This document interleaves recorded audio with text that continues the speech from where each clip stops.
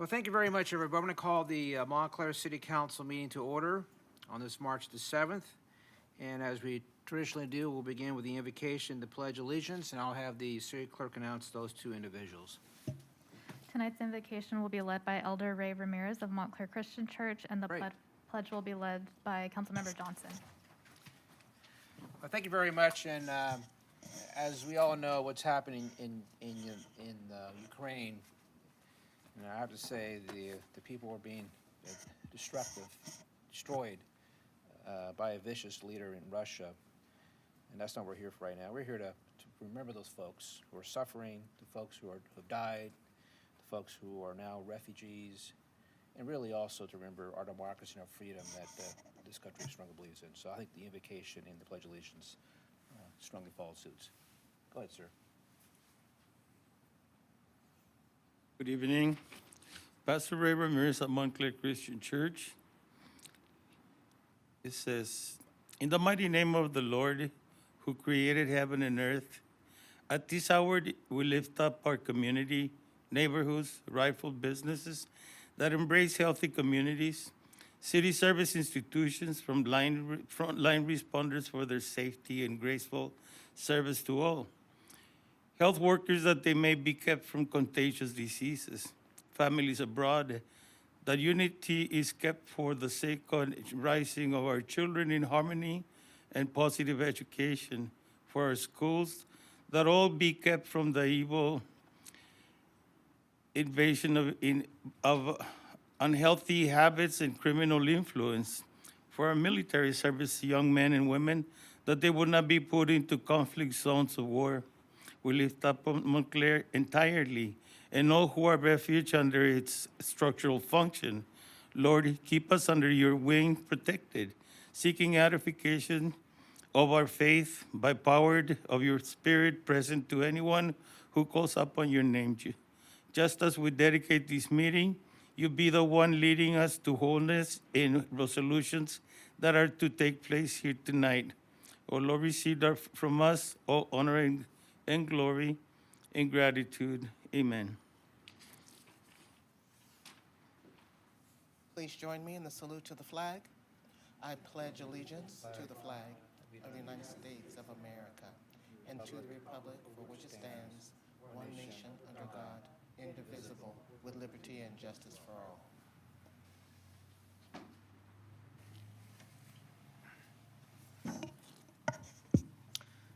Can I have roll call? Councilmember Lopez. Here. Councilmember Martinez. Here. Councilmember Johnson. Here. Mayor Pro Tem Rue. Present. Mayor Dutray. Mayor Detroit's here. Thank you. And this evening we're doing a presentation. Is the group receiving the presentation on Zoom?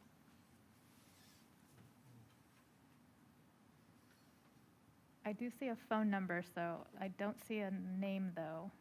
So I'm gonna assume that might be the person.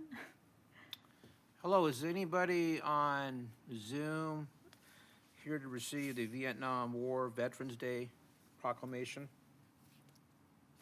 So is Laura Monaco? Is Laura there? If you are there, you will hit *6 to unmute yourself. If you're on the phone, *6. And if you're on a laptop, you will hit the, just unmute yourself on the laptop you wish to speak. So again, if you're on the phone, you hit *6 to unmute. If you're on a laptop or computer device, you'll hit unmute. Okay, doesn't appear that there's anybody there, am I correct? Yeah, it doesn't look like they joined. Well, I'll just read this resolution and then we will, the proclamation, and then we will mail the proclamation, I believe it's to the Barstow, where is it here? I apologize, I'm going through this, the Barstow Veterans Home. And March 29th is known as National Vietnam War Veterans Day throughout the United States of America. The Barstow Veterans Home has 47 Vietnam veterans in residency, proudly represented as the only veterans home in San Bernardino County. As we all know, millions of brave Americans served this country in the Vietnam conflict. 58,000 individuals made the ultimate sacrifice, including Montclair residents who are outside on that wall there, on the memorial wall. And then there's 1,677 Americans who are still missing and accounted for, and they never came back home. So today is March 29, on March 29, 2022, the City of Montclair will recognize this day as Vietnam War Veterans Day in the City of Montclair.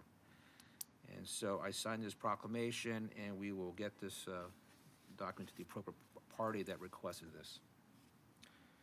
Thank you. The other proclamation, it's not a proclamation, but as you know, the Montclair High School soccer team won the CIF Southern Section Division IV Soccer Championship. And this coming Thursday at 2:30 p.m. at Montclair High School, if you wish to be present, I will be giving this proclamation to the soccer team and to their coach. So the entire city council is welcome to participate again Thursday at 2:30. And I know that the police chief will be there with some of his staff, and then I'm not sure if other marshal, if you'd like to attend, and any other city staff would like to attend that ceremony.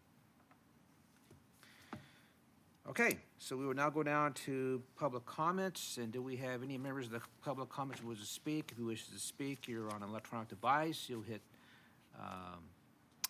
raise your hand feature. And if you're on a phone, you will hit the *9. So it looks like right now we just have one speaker. I'm sorry, and then I forgot, there's people in the audience too. So if anybody in the audience wants to speak, you'll have obviously fill out a blue card. So I'll have the city clerk lead off. So we did have one person who requested in advance, and that was Ruby Long from Supervisor Kurt Hagman's office. Okay. All right, I believe Ruby is on the line. So whenever. Hi, good evening. Good evening. Good evening. First of all, I just wanted to say thank you to everybody that came out to support us and to have coffee with the supervisor a couple weekends ago in Montclair at the Montclair Police Department. The supervisor really enjoyed meeting new faces and catching up with familiar faces. He was able to give an update on what's going on in our district and also answer some questions and concerns from our residents. And so we just want to thank the city of Montclair and the police department and all of you who attended. So that was a success. And for those of you that wanted to attend and weren't able to, we are going to be hosting another coffee with the supervisor. And this time it will be held at the Chino Police Department. It'll be on March 19 from 9 a.m. to 10:30. And once again, it's Chino Police Department. That's at 5450 Guardian Way in Chino, and it's open to all of our residents. So anyone's welcome to go, and he would love to meet some more faces, answer more of your questions and concerns. And so hopefully we can see some more faces there. March 19, 9 a.m. to 10:30. Okay. Thank you very much, Ruby. Have a nice evening. Thank you. You too. All right. Looks like we have another speaker.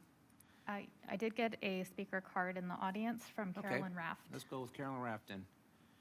And I believe Bruce Cole will be the last speaker. Good evening, Carolyn. Good evening, The rules up everyone. here. Good evening, Council, Mayor Pro Tem, Mr. Starr, and everyone else. I came here tonight on a good note, okay, because a couple things happened, and I thought that it would be nice if the council knows. And I know my son had 2 incidences regarding our police officers.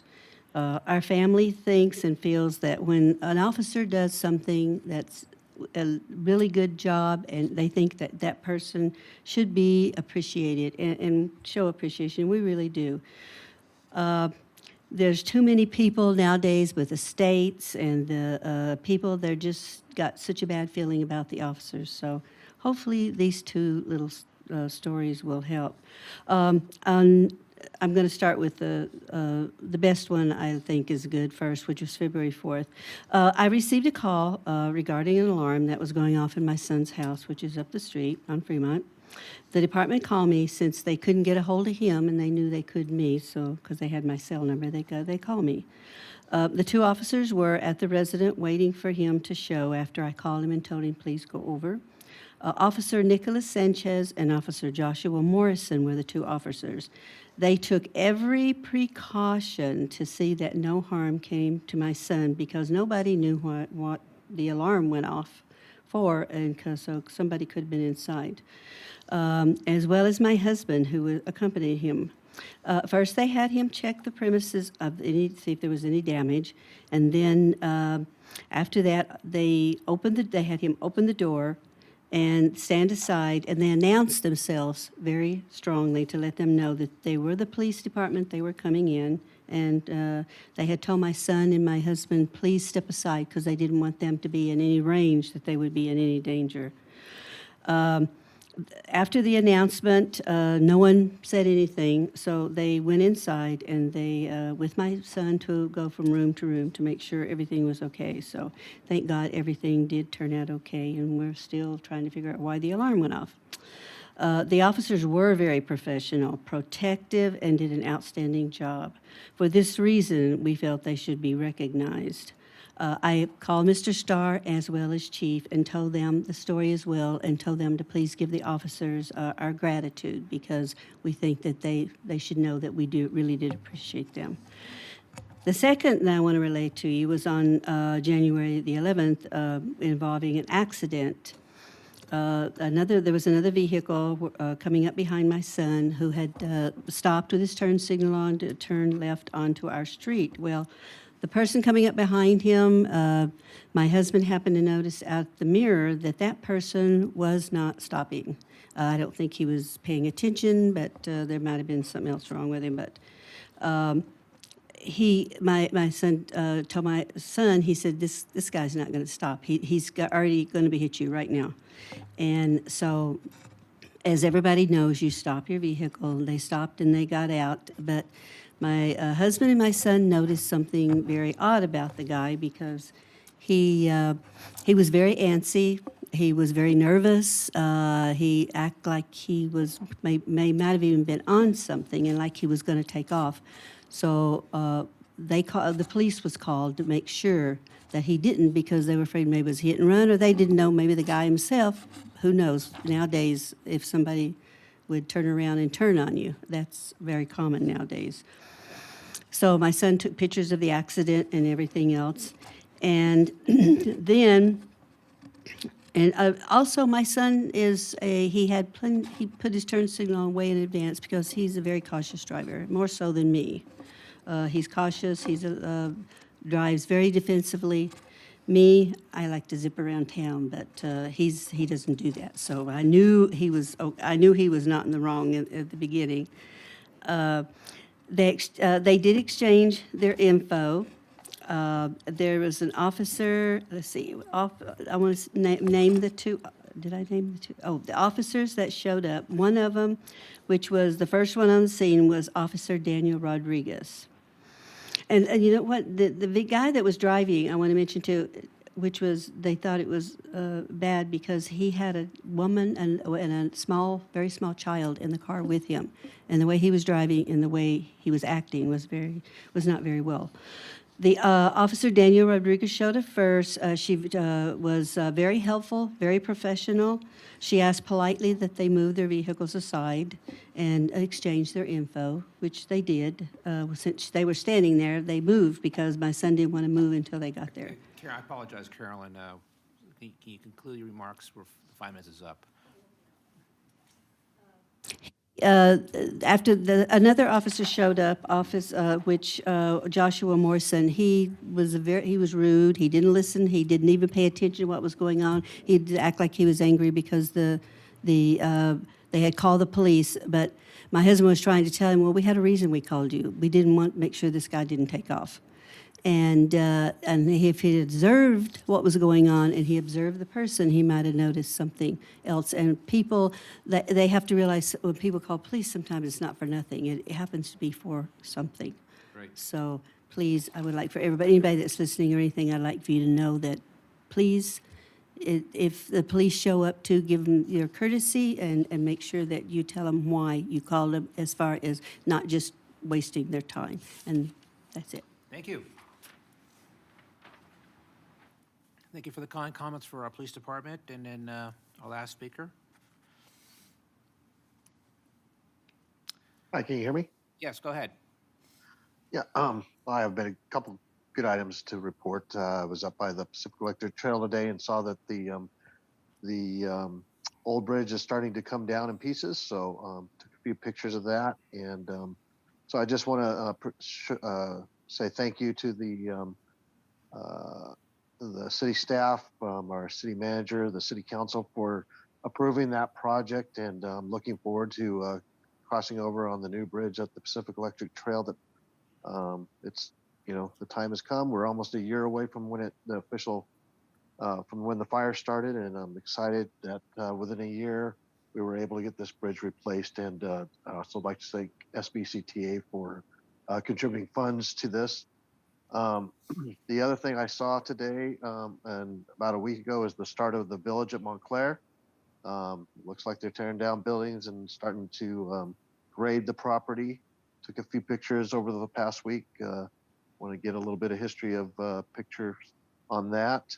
And that's going to be an outstanding development close to me. And most importantly, that'll have that tunnel access straight to the train station. A lot of us residents of Paseos have to walk up that pretty steep hill to get over to the train station on Monte Vista, and this is going to provide a little bit more level access to the train station, especially when you're carrying suitcases and stuff to go out of town. So that's really going to be a big help, and really appreciate the city moving forward with that.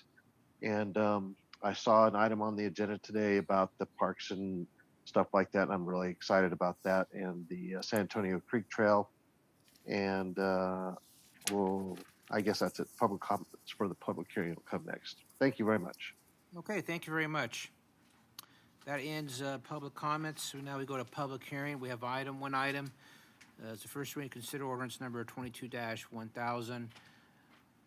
Do we need a presentation on this one, since he already gave us a presentation a couple of meetings ago? Or is this I'm something new actually going to say just about everything I said the last time. So if you would like me to present it, I Are you can. required by law, or does Or- the city or- council want to or- hear a presentation? Or I can just answer any questions if you have any right now. Everything that I was going to say is contained within the agenda report as well as the attached right. exhibits. So I ask this, does council members have any questions before we open the public hearing up?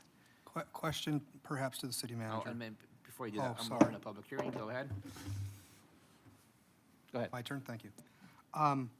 Since the new law requires that every incidence of purchasing these newly designated military-grade equipment, I know that we adopt a budget, give them the allocation based upon the needs that they submit, but now are we going to be just going through a formality with respect to every item that we have approved at the budget process? We're now going to go through basically a list of, well, here's what we already approved, but now we just have to go through this formality of adopting or approving a purchase order for every item that comes forward? Well, it depends on the cost of the item. So generally, yes, if it's a capital expenditure, it may be authorized in the budget, but we do require that the departments come back with an agenda report to bring the council up to speed as to the fact that they went out for bids and that they are going with the bid that is the best one for the city. So that is typically the standard that we followed in the past. We'll certainly follow that with this. If it's smaller items such as munitions, then no, it's not necessarily something that has to come back before the city council. But again, it does depend on the cost estimate. But I do believe that the state law does require, in this particular instance, that for the most part, if it is for the purchase of a significant military acquisition, the council does have to approve each and every one of those items.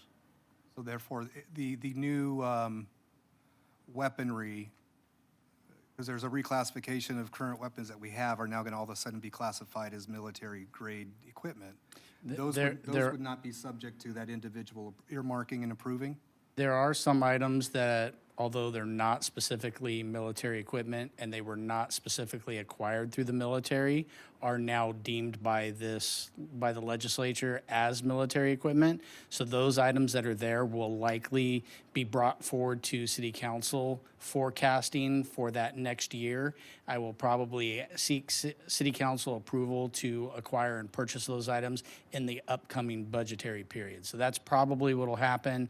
It'll most likely happen around the annual time in which I present the annual report regarding the use of military equipment. But it'll still be outlined, obviously, in the budget as it normally has been in the past. Okay. My sentiments regarding this new law, this new stipulation placed on us has not changed. I have never been fond of mandates from the state, especially if they're unfunded mandates, and the state constitution does require that they be funded. But that rule gets waived every time the legislature passed similar pieces of bills like this. You know, I've done this in the past. I have voted no on things as a matter of principle just to go out there and say I'm against being forced to do this. But Chief, I know that your hands are tied and this isn't coming from you directly or from your department. I don't know what I'm going to do, but I know we have to be in compliance, but at some point I think cities need to stand up and say no, and they've had enough, and send the bills back to Sacramento that we have to incur, like the staffing issue that was addressed both at the last meeting that you talked about this and what was reported in the paper. Those issues do tend to bug me because it's money that we could use, and it's not something that we're asking for, but yet we're being spoon-fed it or shoved down our throat. So I've been in full support of your department, think they do good and they do more with less, and so I'm on the fence. I'm just upset about this, but nonetheless, those are my sentiments. Thank you for the time you put into it. Thank you for your comments to the media and your staff as well in preparing the report and putting this up in a timely manner. I do appreciate that. Thank you.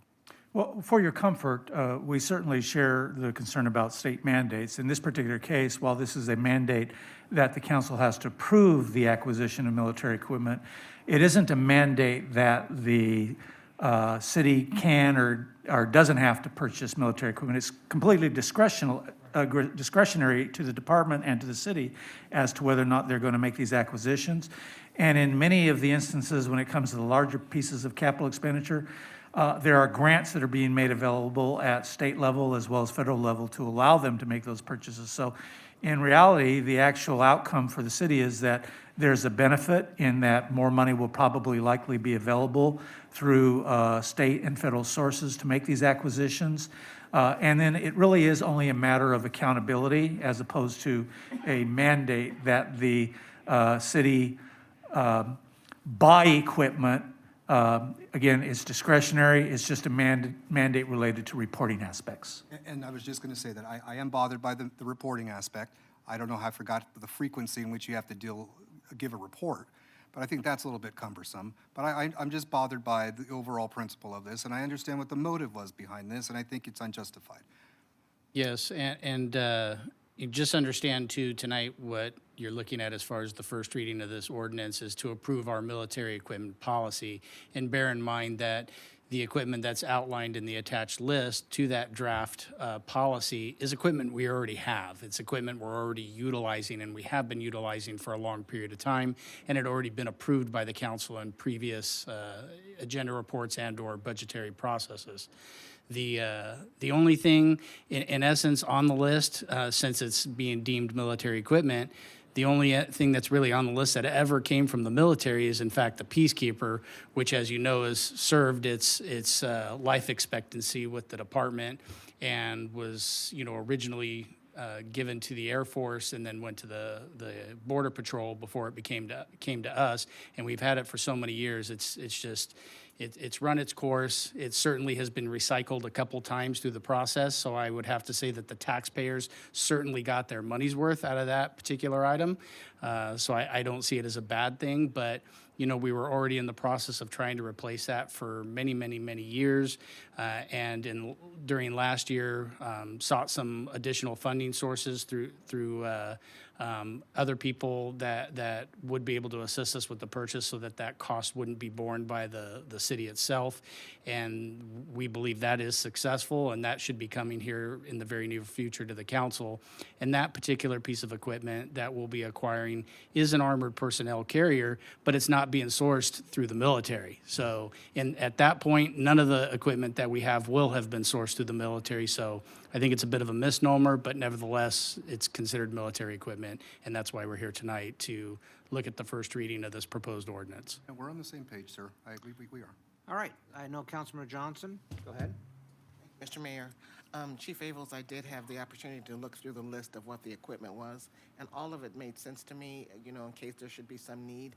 I did have one question, though, and that had to do with the battering ram, and that's because some decades ago, when I lived in another city, they had a battering ram, and lots of homes it didn't just open the door, it opened the whole front of the house. And so I know this is not really the time to go through those details, because tonight we're just talking about the resolution.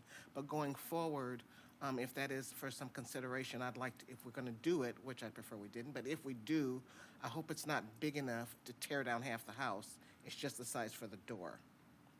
So that's not listed in our particular equipment. I mean, it is one of the 15 categories that's listed in the Assembly Bill and the Government Code.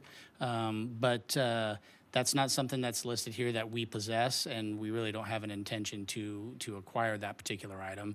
I can say, though, that in situations where there's a mutual aid regarding maybe a barricaded suspect and we require the services of an allied agency such as the Sheriff's Department, they may utilize something of that nature. I think you've seen it before in situations on TV where they've used a device like that because it was a safer method for them to gain access to a barricaded suspect that was involved in a volatile situation. So I can't say that won't ever get used, but we currently don't possess it, nor do we intend on purchasing something like that now or in the near future that I could think of.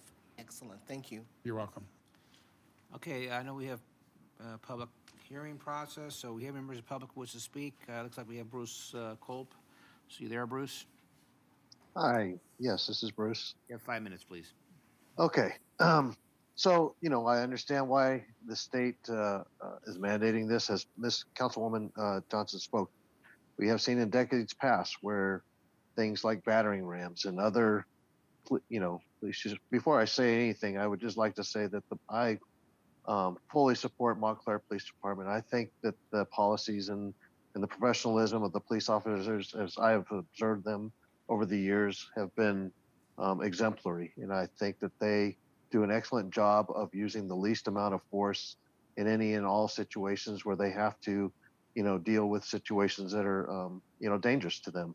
And so these comments that I'm about to make are not reflective of my feelings and thoughts about the Montclair Police Department. But, as we've seen and as Ms. Johnson has reported, there have been in this state police departments, police personnel who have taken liberties, especially in disadvantaged communities, minority communities, and have used these in ways that do not reflect positively. And states have incurred costs that are not reimbursed to them as a result of that, with civil unrest and rioting and things like that. So, the costs go both ways, as far as that's concerned. So, this is a good policy. Just from an education standpoint, I read through the equipment, the purpose, the use of these types of things that the city has, and it was a very educational experience for me.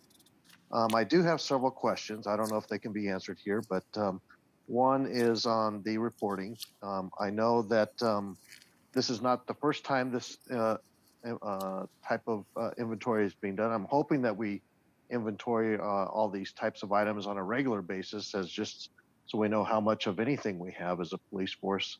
So I'm wondering if the number of hours difference, how many hours added to the what you probably normally do on a inventory basis has been added as a result of this new law. If it's been, we've got 9,000 hours in a year. Is it, 1,200 hours extra work? Is it 1 hour of extra work to do this type of reporting? So that would be helpful to understand. The second thing I think I was wondering was that peacekeeper. In the amount of time we've had it, can anybody address the number of times it's been used other than at public events for display? If it's been used in, anything else? And lastly, it would just be an audit of this. The police department is making this inventory of their own equipment. Is there anybody outside independently auditing the results of this inventory of these items? Do we have a police commission that can independently verify any of these numbers? Thank you. Thank you.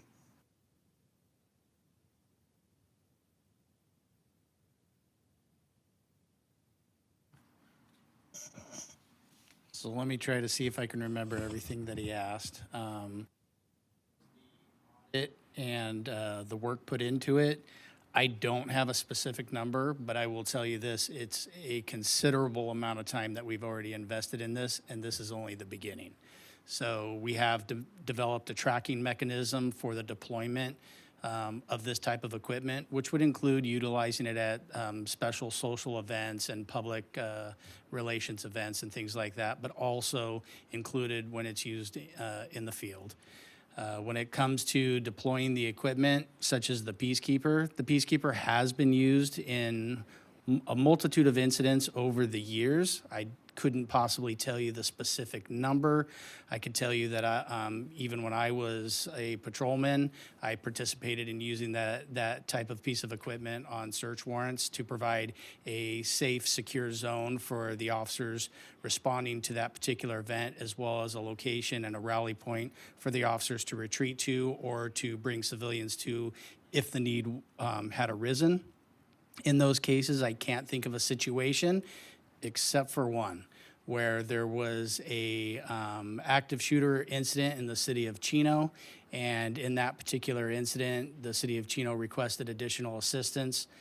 Let me take that back. It might have been not the city of Chino, might have been in the county area of Chino, and the sheriff's department was serving, I believe, some form of a warrant, and the individual they were seeking began shooting at them, and so they requested mutual aid, and so the municipal city of Chino, the police department responded with their armored carrier. The city of Ontario responded with their armored carrier, and we responded with our Peacekeeper.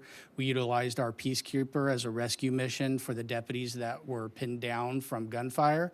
And during that particular situation, the Ontario Police Department's armored carrier was actually shot multiple times by the suspect.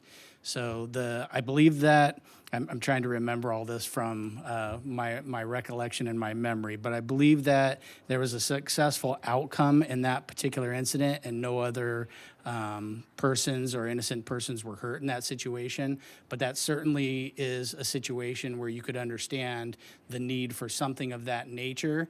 And not only was it just us that needed it, it was neighboring and allied jurisdictions that required multiple responses of that type of equipment. And that's probably about the best I could give you regarding the Peacekeeper. And if anybody remembers what Bruce's third question was, I'll try to answer that. Okay, thank you. All right, I don't see any more comments on this item here. Huh? What was it? I guess the third question was outside audit. I don't believe there's anybody that we have that would conduct an independent outside audit, other than the fact that the report and the audit that would be done annually is going to be posted on the city's website, so it is available to the public, and it would be me presenting it to the city council for their approval and review. So it is available there for people to find and access. That's sufficient. Okay. Exactly. All right, I don't see any more comments. I will just say this, that think this is bad bill. This,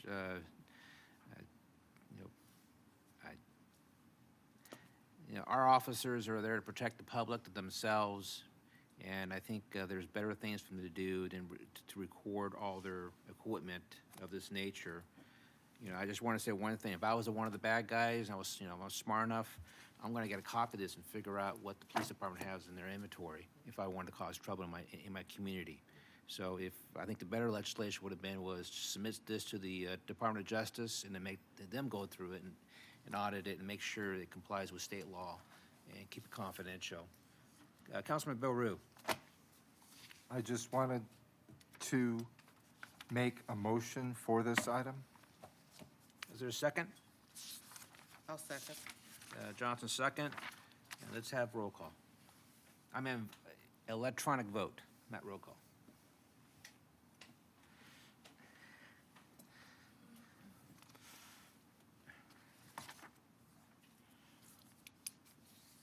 And it's 4-1.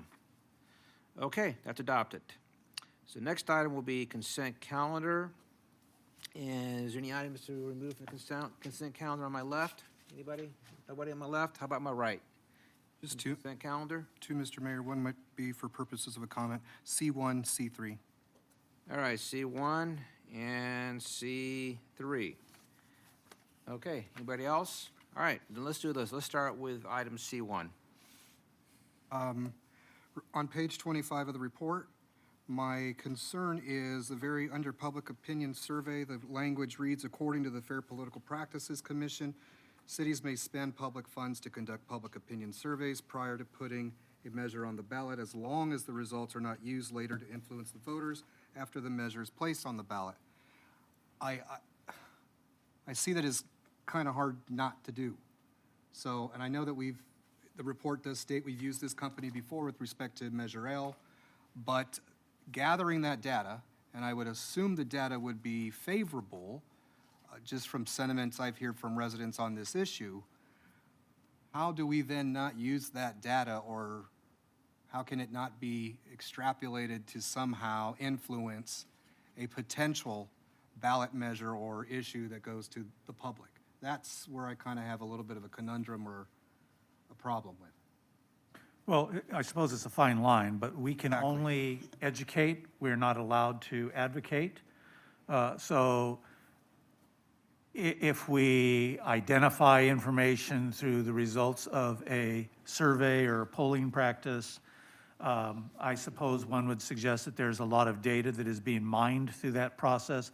But most of the questions are very generic. They're mostly about level of support as opposed to getting into people's perspectives on how this could be sold to the community. We avoid those questions. Those aren't the types of questions that we would be asking. So the position really from the city perspective would be more about, do you support the measure or do you not? And we wouldn't be educating about the uses of cannabis, and we wouldn't even be educating about the economic benefits to the city should the city council consider passing a cannabis ordinance. We simply would be putting out the facts related to what scientific research says about cannabis and how it might impact individuals. But in this particular instance, that is not even our intended approach. It's merely a matter of whether or not there's an interest in the community to have the city council consider and approve or reject a cannabis ordinance. And if there is interest in moving forward, what level of support is in the community. So I certainly can understand your question as it may relate to more involved issues related to promoting a particular issue to the community. But even then, as I said, education is what we're limited to. And in this particular case, because we've gone through the process of bringing forward cannabis ordinance to the city council over the last several years. In fact, it's been introduced to the planning commission once and to the city council on 2 separate workshops. Education has really already occurred. And so in this instance, it really is only going to be about whether or not we place it on the agenda, or on the agenda for the city council to put it before the voters, and then what that tax percentage will be. That's pretty much what it's going to be limited to. Is the degree of questioning going to also contain different levels of potential, determining what is going to be proposed in the sense of licenses and what is going to be made available and what is going to be restricted? In other words, are we just going to ask them, are we going to allow for the cultivation or the sale or whatever the question might be of cannabis within city limits? Or are we also, what I'm basically trying to get at is competing versions of an ordinance. Because I know there's been some banter about, as I've said on that side of the dais, with respect to how far the city could potentially go in allowing cannabis within the city. Are we going with just one option on the table that we're going to try to ask voters their perspective on, or are we going to give them options? The option before the voters will be whether to approve cannabis not even to approve cannabis, but to approve a sales tax. So the polling will generate what their level of interest is, whether what percentage of the community supports it, what percentage of the community opposes it. That information will be presented to the city council. The city council will decide then, based on that information, as to whether or not the council wants to go forward with putting a sales tax measure on the ballot. So when the voters consider cannabis for Montclair, they will be voting on what the tax rate will be. What we would be bringing to the city council is the data that comes out of the polling, and leave it with the city council as to whether or not they believe that the data supports interest in the community to put it on the ballot or not put it on the ballot. If the council decides during that discussion that they also want a question put out to the community as to whether or not they support it, that could be a secondary component of the question, also in addition to the question about what the tax rate would be. But that would be a decision of the council to make. The bulk of all of the issues related to presenting cannabis or providing commercial cannabis activity in the city of Montclair will be addressed by the ordinance, and the council will decide on the concepts in the ordinance and whether or not they want to proceed with those concepts, modify them, change them, the number of licenses they want to issue. The complexity of the ordinance that was presented to the city council is so exhaustive that the voters could never vote on it. The ordinance itself is in excess of 300 pages long. And so the voters could not realistically, even from a basic level of education on it, understand the concepts in it and provide a vote on the issue. It is really something that requires extensive examination, and that examination is better done at the city council level, and then the council makes the decisions as to what things that they want to put before the voters. You could also put in where in the city do you want it to go, but given the size of the city and given the requirements of state law as to where cannabis can be located and how it has to be distanced from sensitive uses, there are already very limited areas in the city where it can go.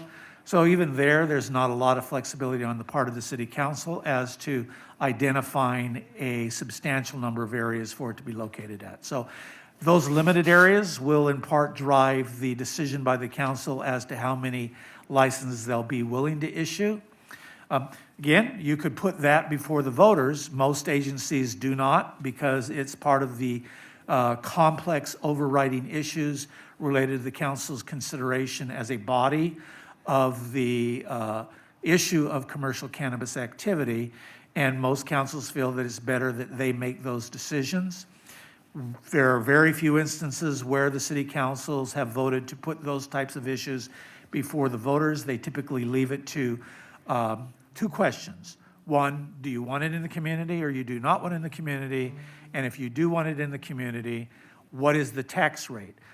Our recommendation probably will be that the question to the voters be structured something like that.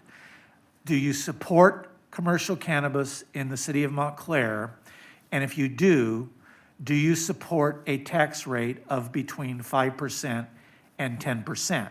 So the response to that will be either yay or nay, and then the tally of those votes will tell you whether or not they support it, by what percentage they support it, and what that tax rate will be.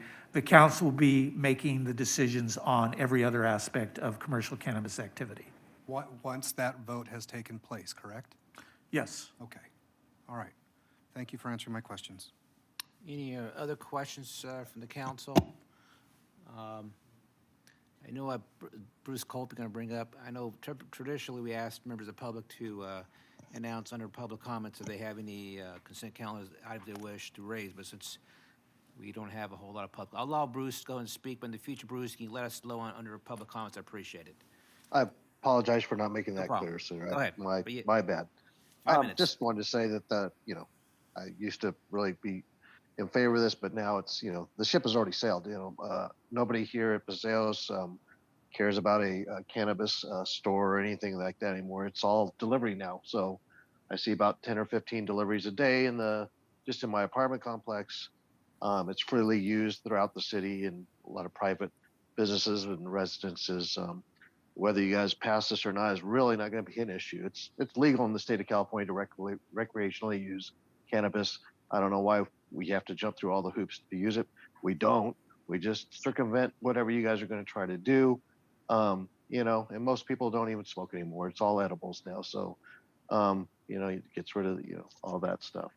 Most people I've talked to now just use it. A lot of people use it for just reducing anxiety, just to relax. A lot of people out there are stressed out and need a opportunity to naturally reduce their stress, as opposed to the pharmaceutical and the chemicals that are sold to them legally in drugstores and stuff like that. So, whether it passes or not is not even an issue anymore. It's already being delivered here into the city of Montclair, safe and legally. So, best of luck on that. Thanks. Thank you. Okay, so I don't believe any of the objections to that item there, if I'm correct. So we'll go to item C3. Yes, Mr. Mayor. Real quickly, a couple of those points Mr. Culp said, he's not wrong on a few of those points. Regarding the proposal for the Parks and Recreation Master Plan, I read the Exhibit A. I was kind of hoping some of the reps from the company were here in the room because I wanted to compliment them on the thorough presentation on paper that we got. I was pleased to see that with respect to their Ontario Parks Master Plan that they put up, the project fee was only $178,000. It was below the allocation that even Ontario got. I noticed that in many of the pages in the other municipalities that they had produced such plans, they fell below the threshold. So I was kind of hoping that a rep would be here because I'd like to kind of get them on record as to try to ensure that we would also be under budget instead of being over budget. I appreciated the fact that they even gave us a calendar, very easy to read, as with respect to what the moment, exactly, their timeline with how far out they, it's very detailed, from meetings to phone calls to follow-up to everything. So I've been very pleased with this and comfortable.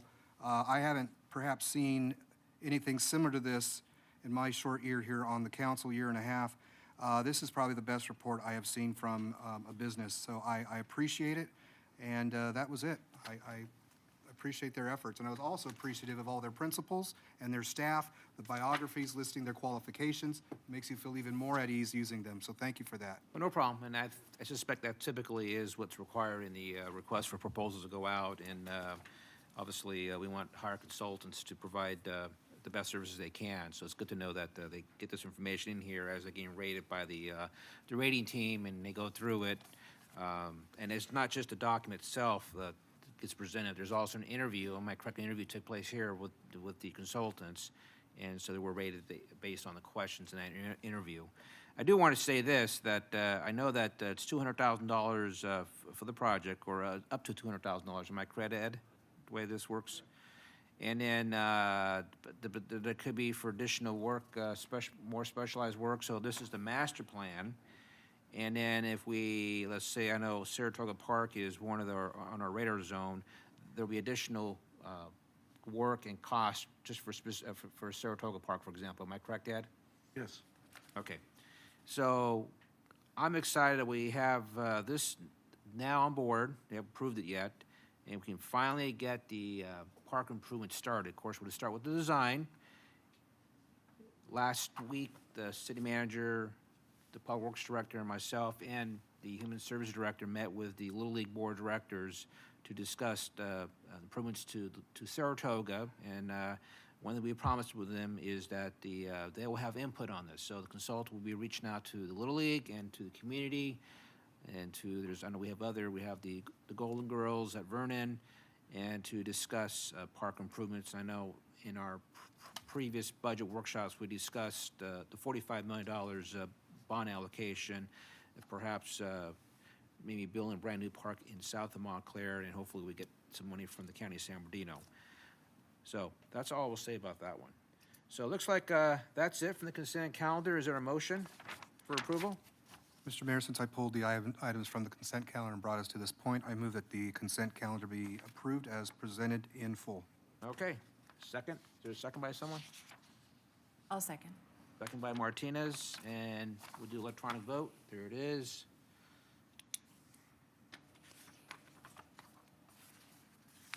That's adopted 5-0. And now we'll go down to communications. Mayor, I'm sorry, could I interrupt for sorry. a second? For the public hearing item, the motion or the recommendation was to read by number, title only, and set a second reading. So I forgot. Is that yeah, it was the first reading. it's been a while since we've Adoption done of one. ordinance. Yeah. It still doesn't make any sense to me. Why do we have to do all this just for a document? I can't understand be a resolution, Yes. but go ahead. It's in the government code. Yeah, I understand. It's just, So ordinance number 22-1000, an ordinance of the City Council of the City of Montclair adopting a policy for the use of military equipment by the Montclair Police Department. okay, so that's been read by number and ordinance. Again, that was adopted by a vote of 4-1. So that takes care of that one public hearing item. The consent calendar is approved.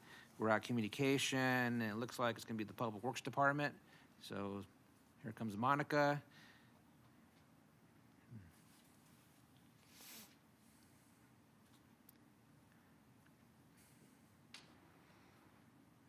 Hello, Monica. Good evening, Mayor and City Council. I'm happy to announce that the San Antonio Creek Trail Feasibility Study is nearly finished. We are hosting a community meeting on Zoom next Wednesday, March 16th at 6 p.m. to share the highlights of the draft plan, discuss the community and stakeholder involvement through the public participation process, and discuss the next steps to use the planning study and build the trail in the future. After receiving public input at this third community meeting, we will bring the feasibility study at the City Council workshop on May 2nd. There are flyers at the entrance of the council chambers, and I have extra copies if you need them. They have been posted on the city's website, and they're being promoted on social media. That's all I have. Okay, Thank and you. then the May 2nd council workshop, What time? I don't think we have that scheduled yet. Oh, the council workshop is scheduled for April 4th. I mean, sorry, was it May May 2nd. 2nd? Yeah. May 2nd, Yes. is that a council meeting night? Yes. So the 5:45 workshop. Okay, got it. Yes. Okay. Mr. Mayor, I have a question for Mr. Rivia. Before you do that, real fast, I had one resident who's unhappy with this trail project. So is there a link for this event on March 16 on the website they can go to? Yep. It's on They the can go to website? they can go to the city's, the calendar is Okay. posted on the All right, calendar for I events. will give them And information. yeah, All right. and if they signed up through to our two of our events, they gave us their email, they'll be notified through email as well. I apologize. The residents being notified, are we notifying all the residents who live along the trail? Is that part of the notification that took place, or no? No, we're notifying all of the residents who participated in the survey. Survey, okay. All right. Thank you. Yeah, and my question is, this meeting on the 16th on Zoom, March 16. what time is it? Yes, it's via Zoom What time? at 6 p.m. Thank you. That's all I wanted. Sure. Okay, thank you. So that takes care of that. I'll go to the city attorney. She has no comments, I believe. City manager, any comments? Yes, I'm pleased to report to the City Council and the community that Montclair was one of only 2 cities in San Bernardino County that received a grant from the state of California, from California Department of Transportation, Caltrans, through their Clean Grant California program. City received $4.2 million towards improvements at Sunset Park, adjacent to the San Antonio Creek Trail. In fact, the program that was introduced to the California Clean Grant Program was a pilot program related to making improvements along the trail for the purposes of doing a design component related to doing the pedestrian bicycle pathway along the trail, as well as the improvements to Sunset Park. That improvement to that area of the San Antonio Creek Trail will serve as an example as the city goes forward, trying to solicit other grant funds for improvement along the entire length of the trail. We have estimated the cost of completing the trail is about $112 million. So you can see that there are a lot of grant dollars we will have to go forward with to secure in order to make certain that we complete this trail.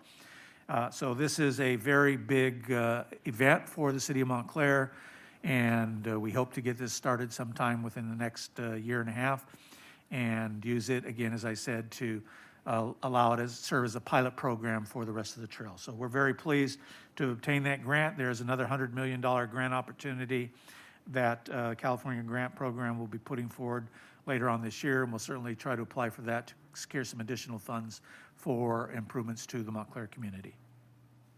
Just a clarification, Ed. So the $4.2 million, most of it will be used at Sunset Park, and a portion of it will be used for the trail project as well?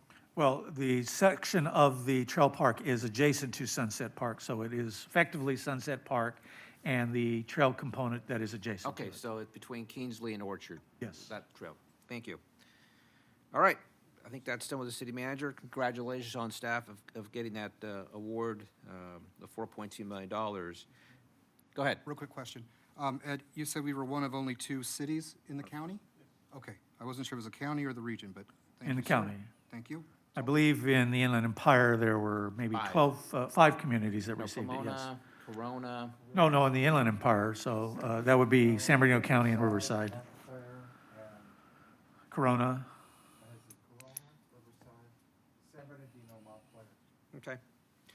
Okay, Thank I'm you. going to go down to mayor's communications, just for 2, I just have 2 items. First of all, I'm going to adjourn this meeting in the memory of 2 individuals.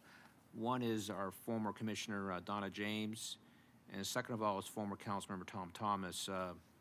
Some of you, or maybe many of you, knew Donna James. She was very involved on the Community Activities Committee at the time, and she was also very involved with the Montclair Chamber of Commerce, and her husband had a business here in Montclair for many years, in addition to being a longtime residents in the city of Montclair. So she recently passed away, and I think Bill will have something to say about Donna James. Second individual is former Councilmember Tom Thomas. Unfortunately, he had a bicycle accident that took place here in the city of Montclair, and Tom was a city council member in Upland, I know, starting in 1990, I think about somewhere in 2004, in that period of time. And I had a chance to, as a City of Upland employee, to work there when Tom Thomas served as a city council member. Classic guy, very knowledgeable, and he's going to be greatly missed in the community in the City of Upland. And I also want to say one more thing about Tom Thomas, that he continued on after being a city council, very involved in water. He was the president of the San Antonio Water Company, and I don't know if he was serving the water master and some other regional water agencies. And lastly, I just want to again announce that the Little League had their opening ceremony last Saturday. I think everybody was there but Councilmember Johnson, and it was a beautiful event. It was nice to see, I think it was about 160 children in the program, and I think everybody had a wonderful time. And that was nice, again, to see that 2 years later, we're playing Little League again here in Montclair. And then right after that, I went over to Golden Girls. They didn't have a ceremony, but it was also their opening day that day. Unfortunately, they only have 1 team this year, and so they're playing more like competition with different cities. I think Jurupa was playing the second game on Saturday, and then I believe there was a team from Chino that played in the first game on Saturday. at the Golden Girls. All right, so I'm going to start today with Mayor Pro Tem Bill Rue. Yes, Mr. Mayor. I too attended the Little League opening. It was very, very nice. So many of the families enjoyed the opportunity to get together, gather, and have a positive activity for their young ones. Congressmember Norma Torres was on hand, and I want to thank her for her efforts to obtain grant funding to redo the ball fields so that they will be brought up to a better standard, they will look better, and certainly what is now the snack bar and all of that will be redone to accommodate as many as possible. So it really is it's going to be a much better facility, and we really thank her. We talked about the San Antonio Creek project, which will be wonderful. I want to note that today, that this month starts Women's History Month. It was started to commemorate and observe the many, many women across this country who fought and battled for the right to vote. They were able to win that right to vote, and it culminated in 1921, in November of that year, when women began in large quantities to vote. Of course, history has been long, and it was only 1974 when the Fair Credit Opportunity Act was passed. Up until 1974, in many parts of this country, a woman could not obtain a credit card in her own name. She had to have her husband's name on it or that of another male in her family. The same was true for houses. In many cases, a woman could not buy a home in her own name unless there was a male on title with her. California might have been a little different. I won't go into the history of that. We'd be here about 2 hours. But I really commend all those wonderful women in history who fought, who risked, who many times went to jail for the right to vote, the right to have credit, the right to work, the right for equal pay. I would also observe the passing, as we will do tonight, of Donna James. She was a longtime resident of this community, owned Montclair Automotive. She and her husband, Bob, were good friends of mine, just wonderful, wonderful people. They gave their all for this community. Donna was also very involved with the Seroptimus Club, not just here in Montclair. She was a statewide president. She did so much for that group, and she will never be forgotten for what she did. As for Tom Thomas, council member in Upland, I knew him well, very good guy. What many people didn't realize is his deep devotion to Foothill Family Shelter, where he served on the board for many, many years. And he really did outstanding work with them. I would like to close tonight as we think about activities, and I had it written down and left it at home, but found a copy. We think about what's going on across our globe tonight. There are many things going on that we don't like, but especially Russia and the invasion of the Ukraine. This is not a political issue. This is not Democrats or Republicans. This is not conservatives or liberals. This is one of democracy and an independent nation which was invaded. When we try to politicize it, we, to me, demean democracy, because this is about democracy. Democracy isn't about political parties. It's about just that, democracy. I'm going to read something that sits on the Holocaust Memorial. It was written by Reverend Martin Niemöller. Reverend Niemöller was a Lutheran minister in Germany. He was a German national. He disliked what was going on in his country in the 1930s, and from 1937 to 1945, he was interned in a concentration camp and tortured for his views. He wrote, "First they came for the communists, and I did not speak out because I was not a communist. Then they came for the socialists, and I did not speak out because I was not a socialist. Then they came for the trade unionists, and I did not speak out because I was not a trade unionist. Then they came for the Jews, and I did not speak out because I was not a Jew.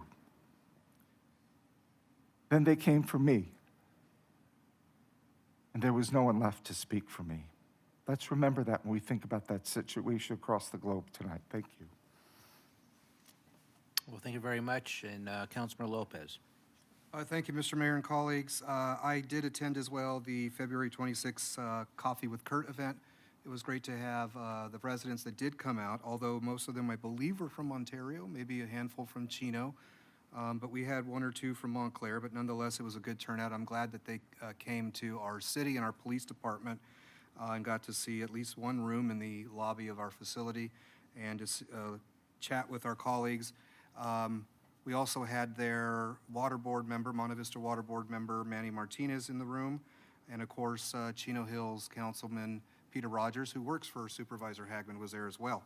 It was a good event, and I'm glad that the supervisor decided to have an event in our city. The mayor touched on it, but of course, being a Little League coach for our AAA division this year, I was at the event on March 5th, this past Saturday. It was very well attended, considering that we had a 1.5-year hiatus and at least 2 seasons that we were unable to play, 2 seasons within the year. And it was a good time had by all, and I'm glad the kids were able to raise some money with the booths that they had. I appreciate the colleagues that came. We did miss you, Denise. I know you were there in spirit, though. But it's a different feeling, especially being a coach, and to see all your kids get excited about playing and give them something to do besides being glued to iPads and computer games.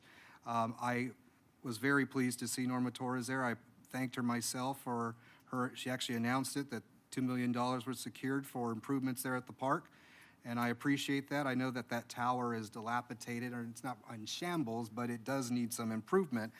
We don't have a PA system that we used to have there. I remember in the 80s when I was a kid, actually, they let me announce some of the next batters up over the PA, and I think many kids will love to do that when that PA system gets worked in with the new tower. I'm looking forward to joining the friends that from Upland that I know that have a direct hand in Aqua Ridge opening up in Montclair. Looking forward to joining them on the 10th for their ribbon cutting. I want to bring up 2 issues, if the city manager can ask. I had 2 residents that wanted to inquire as to what prompted the light change, the arrow, the left turn arrow change at Monte Vista and San Bernardino when you're going east on San Bernardino, west on San Bernardino to Monte Vista, want to go south. There used to be a left arrow designated to turn. It's now gone. And I have residents that live in the area that know where I live, have come to my house and say, why the change, what happened? If staff can look into that, I'd appreciate it, because we have seen folks that are reliant on that arrow. When the green goes, they've gone and they've nearly been hit. If I can get an answer as to if a study was done and whatever the justification was, so I can relay it back to them, it'd be appreciated. Also, about 2.5, 3 weeks ago, I did bring to the staff's attention the pothole in the San Bernardino Alley between Monte Vista and Helena, and I know that it hasn't been addressed, and unfortunately, 12:43 this afternoon, this is what I ran over in that pothole.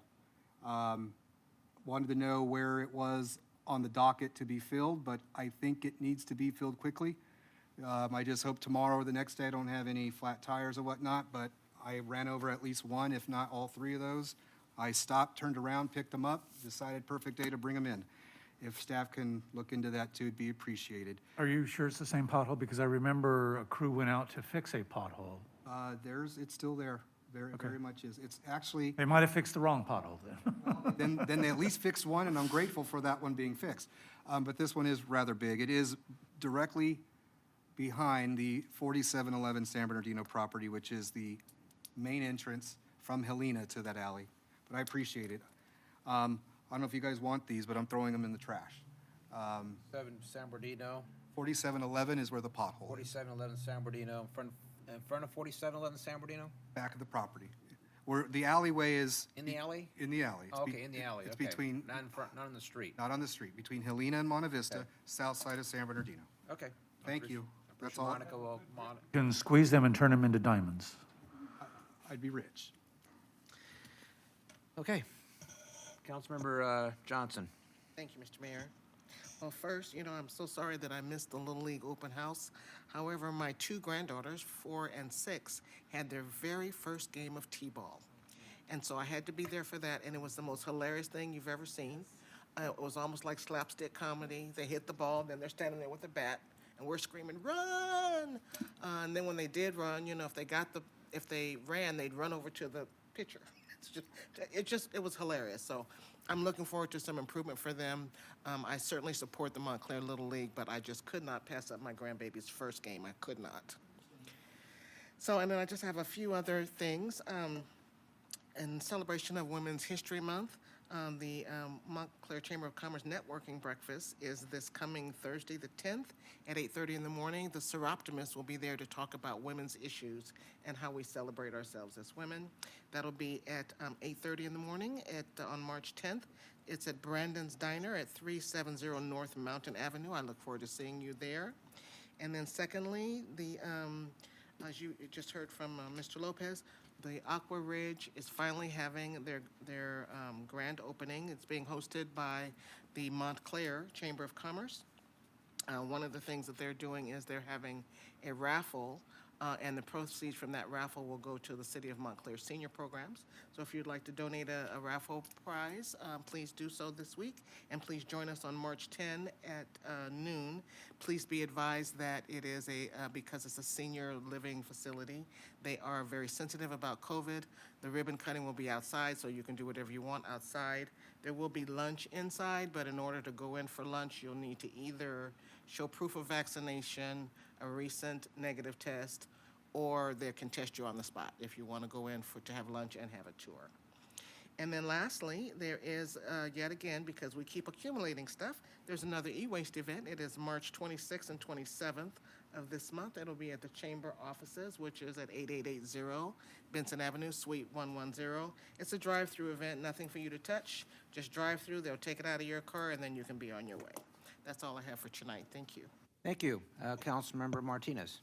Yes, thank you. So there was a closed session held last week that was continued to earlier this evening. Based on the information that we received at that closed session, I believe that it would be appropriate for the City Council at the next meeting of March 21st to bring forward to discussion consideration of a resolution of censure of Councilmember Benjamin Lopez. And I'd ask for a vote on this motion.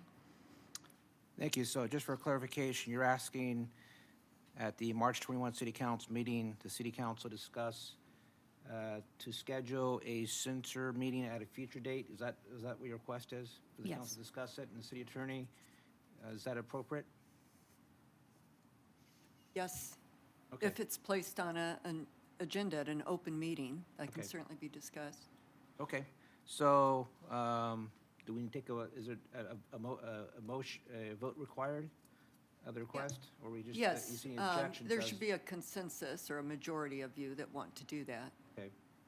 Do I have a second member that wishes to have this? I'll second the request. And with that, let's have a vote, electronic vote. Mr. Mayor, I just have a quick question. Go ahead. This is not to censure, but to put on the agenda to discuss. Yes. Correct? Okay. Yes. Okay, so the request by Councilman Martinez is to have an item on the March 21st City Council agenda to discuss discuss if we wish to schedule a censor hearing at a future date. So we'll do electronic vote, please.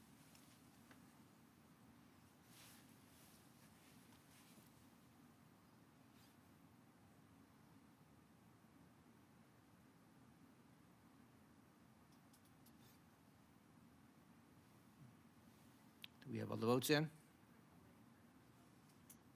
Well, I think it looks like one member will. I do not intend to cast any vote of any kind on Okay. this matter.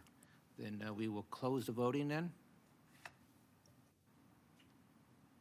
Is there a little glitch there on electronics?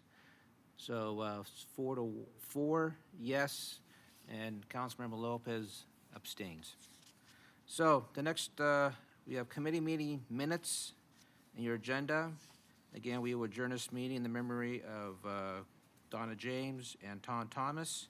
And with that, we are adjourned.